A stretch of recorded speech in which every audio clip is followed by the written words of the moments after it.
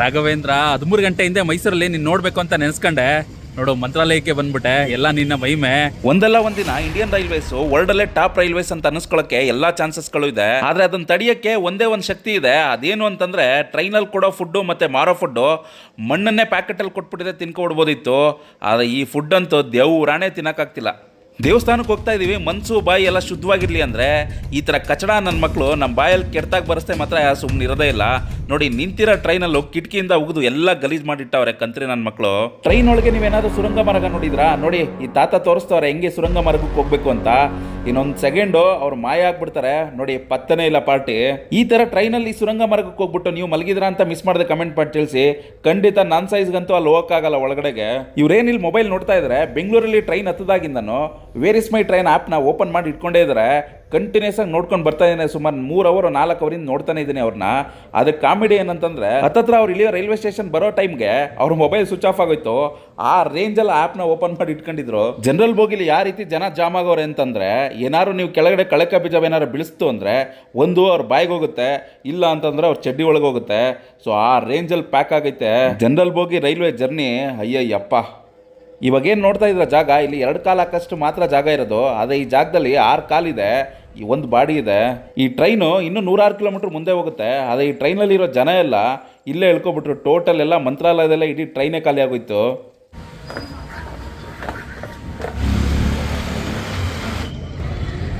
Mysuru railway station.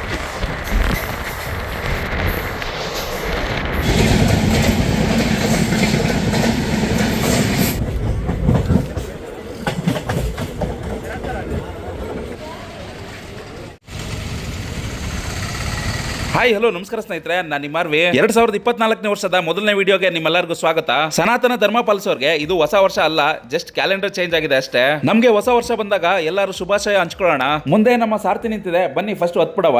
ಇವತ್ತು ಬೆಳಗ್ಗೆ ಕರೆಕ್ಟಾಗಿ 11 ಗಂಟೆ 11:15 ಎದ್ದ ತಕ್ಷಣ ಒಂದು ಭಕ್ತಿ ಪೂರ್ವಕ ಸಂಭವ ಮಾಡಬೇಕು ಅಂತ ಅನ್ನಿಸ್ತು. ಹಾಗಾಗಿ ಈ ಜರ್ನಿ ನಾನು ಚಾರ್ಲಿ ಬಿಟ್ಬಿಟ್ಟು ಆಟೋದಲ್ಲಿ ರೈಲ್ವೆ ಸ್ಟೇಷನ್ಗೆ ಏನಕ್ಕೆ ಬಂದೆ ಅಂದರೆ, ನೋಡಿ ಪಾರ್ಕಿಂಗ್ ಎಷ್ಟು ಬ್ಯುಸಿ ಐತೆ ಅಂತ. ಸೊ ಇಲ್ಲೇನಾದ್ರು ನಾನು ಚಾರ್ಲಿ ತಂದುಬಿಟ್ರೆ ಬರೇ ಕರೆ ಎಲ್ಲಾನು ಆಗ್ಬಿಡುತ್ತೆ.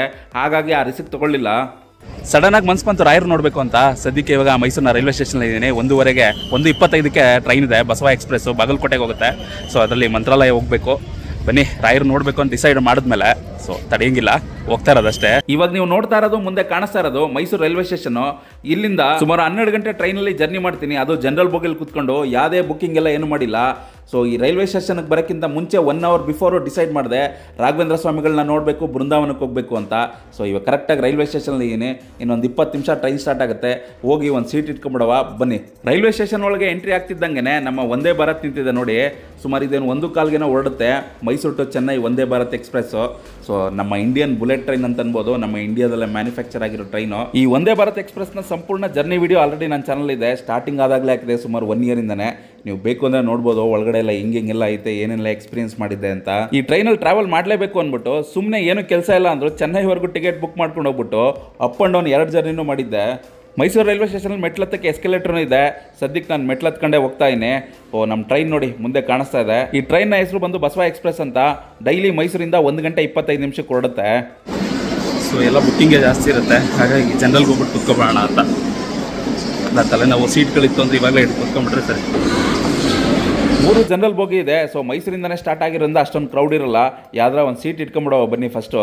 ಇನ್ಯಾವ ಸೀಟಲ್ಲಿ ಇವಾಗ ಕೂರ್ತೀನಿ, ಇನ್ನು 12 ಅವರ್ 13 ಅವರು ಆ ಸೀಟಿಂದ ಹೇಳಂಗೆ ಇಲ್ಲ. ಹೇಳ್ತು ಅಂದರೆ ನೆಕ್ಸ್ಟ್ ಸೀಟ್ ಸಿಗಲ್ಲ. ಸೊ ಹಂಗಾಗಿ ಒಂದು ಸೀಟ್ ಸಿಕ್ಕಿದೆ ಕಾರ್ನರಲ್ಲಿ, ಇದ್ರಲ್ಲಿ ಕುತ್ಕೊಂಬಿಟ್ಟಿನಿ. ಟೈಮು 1 ಗಂಟೆ ಆಯಿತು, ಇನ್ನೂ ನಾಷ್ಟನೇ ಮಾಡಿಲ್ಲ. ನಮ್ಮ ರೈಲ್ವೇಸ್ದು ಸ್ಪೆಷಲ್ ಫುಡ್ ಬಂತು. ಸೊ ಪ್ಯಾಕೆಟ್ ಓಪನ್ ಮಾಡೋಕ್ಕಿಂತ ಮುಂಚೆನೇ ಹೇಳ್ಬಿಡ್ತೀನಿ, ಈ ಫುಡ್ ಅಂತೂ ಚೆನ್ನಾಗಿರಲ್ಲ ಅಂತ. ಅದನ್ನು ಟೇಸ್ಟ್ ಮಾಡ್ಬಿಡವ ಬನ್ನಿ. ಹೆಂಗಿದ್ರು ತಿನ್ನಲೇಬೇಕು. ಸೊ ಸದ್ಯಕ್ಕೆ ಟ್ರೈನಲ್ಲಿ ಇದ್ಮೇಲೆ ಅಲ್ಲಿ ಏನು ಸಿಗುತ್ತೆ ಅದೇ ಫುಡ್ಡೇ ತಿನ್ನಬೇಕು. ಇಷ್ಟೊತ್ತು ಟೆನ್ಷನ್ ಇತ್ತು. ಸೊ ಟ್ರೈನ್ ಹತ್ತದು, ಇವಾಗ ಟ್ರೈನ್ ಎಲ್ಲ ಹತ್ತಾದ್ಮೇಲೆ ಹೊಟ್ಟೆ ಸೇಕ್ ಶುರು ಆಯಿತು. ಇವಾಗ ಕೊಟ್ಟಿರೋ ಫುಡ್ಗೆ 3-4 ಥರ ಹೆಸರಿದೆ. ಸೊ ನಮ್ಗೆ ಯಾವ ಥರ ಬೇಕೋ ಆ ಥರ ಫುಡ್ಡನ್ನ ಹೆಸರನ್ನ ಕರ್ಕೊಬೋದು. ಏನು ಅಂತಂದರೆ ವೆಜ್ ಬಿರಿಯಾನಿ ಅನ್ಬೋದು, ವೆಜ್ ಪಲಾವ್ ಅನ್ಬೋದು, ರೈಸ್ ಬಾತ್ ಅನ್ಬೋದು, ಇಲ್ಲ ವೆಜಿಟೇಬಲ್ ಬಾತ್ ಅನ್ಬೋದು. ಸೊ ಏನು ಬೇಕಾರೆ ಅನ್ಬೋದು. ಏನೇ ಇದ್ರೂ ತಿನ್ನಕ್ಕೆ ಮಾತ್ರ ಮಣ್ಣು ರೀತಿ ಇದೆ. ಅಕ್ಕಿನಂತೂ ತೊಳೆದೇ ಇಲ್ಲ, ಬಾಯಿಗೆ ಹಾಕಿದ್ರೆ ಹೇಳೋಕ್ಕಾಗ್ತಿಲ್ಲ ಬಿಡಿ. ಅದಕ್ಕೆ ನಾನು ಮೊದಲೇ ಹೇಳಿದ್ದು, ಇಂಡಿಯನ್ ರೈಲ್ವೇಸ್ಗೆ ಏನಾದರೂ ಬ್ಯಾಡ್ ನೇಮ್ ತರಬೇಕು ಅಂದರೆ ಈ ಫುಡ್ಡೇ ಸಾಕು. ಟೈಮು ಕರೆಕ್ಟಾಗಿ 1:25 ಆಯಿತು. ಕರೆಕ್ಟಾಗಿ ಎಕ್ಸಾಕ್ಟ್ ಟೈಮ್ಗೆ ಟ್ರೈನನ್ನು ಸ್ಟಾರ್ಟ್ ಆಗೋಯ್ತು ನೋಡಿ.